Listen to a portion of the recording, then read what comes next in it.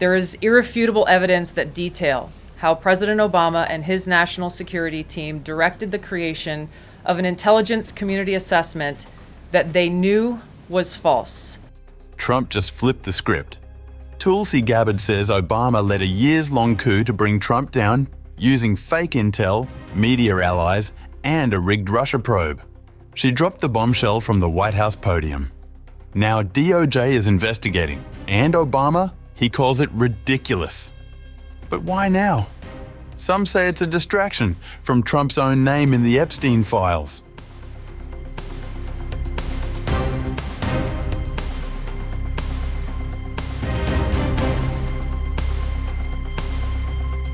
Director of National Intelligence Tulsi Gabbard made a rare appearance at the White House briefing room on July 23rd, unleashing explosive allegations against former US President Barack Obama and his administration over the 2016 Russia investigation.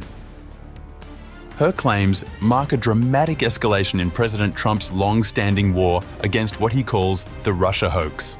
Speaking from the White House podium, Gabbard declared that newly declassified documents prove Obama orchestrated what she called a years-long conspiracy against Trump. There is irrefutable evidence that detail how President Obama and his national security team directed the creation of an intelligence community assessment that they knew was false. They knew it would promote this contrived narrative that Russia interfered in the 2016 election to help President Trump win, selling it to the American people as though it were true. It wasn't. The documents she released centered on a 2020 House Intelligence Committee report that questioned the intelligence community's conclusion that Russian President Vladimir Putin favored Trump's election victory. The report that we released today shows in great detail how they carried this out. They manufactured findings from shoddy sources. They suppressed evidence and credible intelligence that disproved their false claims. They disobeyed traditional tradecraft intelligence community standards and withheld the truth from the American people. In doing so, they conspired to subvert the will of the American people who elected Donald Trump in that election in November of 2016. The report also claims Obama issued unusual directives to accelerate the release of the intelligence assessment before Trump's inauguration, bypassing normal interagency coordination procedures within the intelligence community. The production of this intelligence community assessment was subject to unusual directives directly from the president and senior political appointees, especially the former director of the CIA, John Brennan. Gabbard's accusations went far beyond typical political rhetoric, venturing into language typically reserved for wartime enemies. They worked with their partners in the media to promote this lie, ultimately to undermine the legitimacy of President Trump and launching what would be a years-long coup against him and his administration. We're here today because the American people deserve the truth, they deserve accountability, and they deserve justice. When pressed by reporters about potential criminal charges against Obama, Gabbard's response was measured but pointed. Do you believe that any of this new information implicates former President Obama in criminal behavior? We have referred and will continue to refer all of these documents to the Department of Justice and the FBI to investigate the criminal implications of this. For even former President Obama? Correct. The evidence that we have found and that we have released directly point to President Obama leading the manufacturing of this intelligence assessment. There are multiple pieces of evidence and intelligence that confirm that fact. The timing of these revelations appears strategically calculated. Trump has faced mounting pressure over his handling of the Jeffrey Epstein files, with the Wall Street Journal reporting that Attorney General Pam Bondi informed Trump that his name appeared multiple times in those documents. Hours after Gabbard's press conference, the Justice Department announced the formation of a strike force to investigate her findings.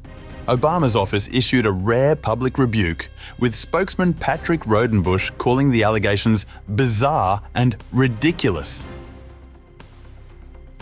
Out of respect for the office of the presidency, our office does not normally dignify the constant nonsense and misinformation flowing out of this White House with a response. but these claims are outrageous enough to merit one. These bizarre allegations are ridiculous and a weak attempt at distraction.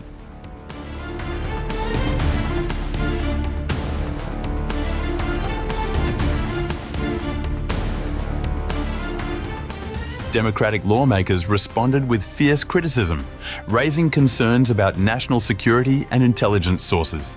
Senate Intelligence Committee Vice Chairman Mark Warner warned that Gabbard's document releases could compromise sensitive operations. The desperate and irresponsible release of the partisan House intelligence report puts at risk some of the most sensitive sources and methods our intelligence community uses to spy on Russia and keep Americans safe. Warner predicted serious consequences for intelligence sharing with allies, stating that Gabbard's actions could prompt US allies to share less information for fear it would be politicized or recklessly declassified.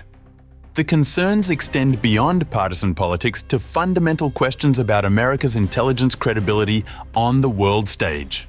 House Intelligence Committee ranking member Jim Himes questioned the timing, noting, "It's appropriate that this shoddy and partisan report was released by Director Gabbard on the day that House Republicans are quite literally fleeing Washington, D.C. for 6 weeks, rather than releasing the Epstein files that Trump is so desperate to cover up." The Democratic pushback highlights a fundamental contradiction in Gabbard's claims.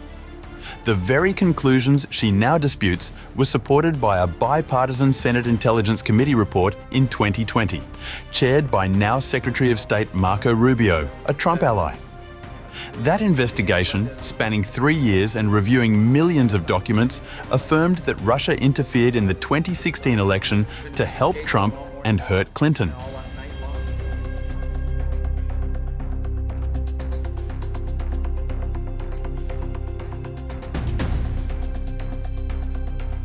Despite the dramatic accusations and calls for justice, the path to actual prosecution faces significant legal obstacles.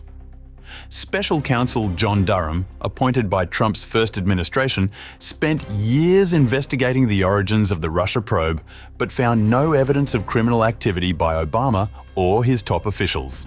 Durham's investigation, which Trump supporters had hoped would vindicate their claims, ultimately fell short of their expectations. The statute of limitations presents another hurdle.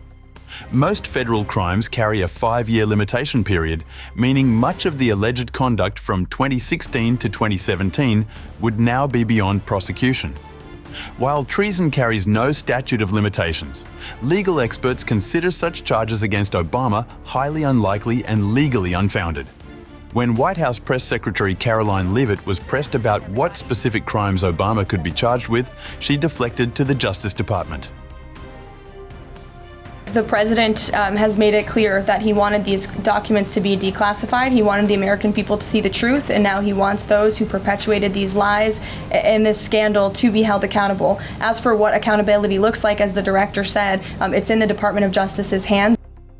Constitutional scholar Norm Eisen dismissed the entire effort as baseless, telling reporters, "These bizarre claims against President Obama are a made-up farrago of malicious nonsense." The context makes clear that this is an effort to distract from Trump's major Epstein problem. For Trump's political base, however, legal technicalities matter less than the emotional satisfaction of seeing their long-held beliefs validated from the White House podium. As right-wing podcaster Steve Bannon declared on his show, "All those smug people are forced to sit there and hear Tulsi Gabbard, and that was a command performance today."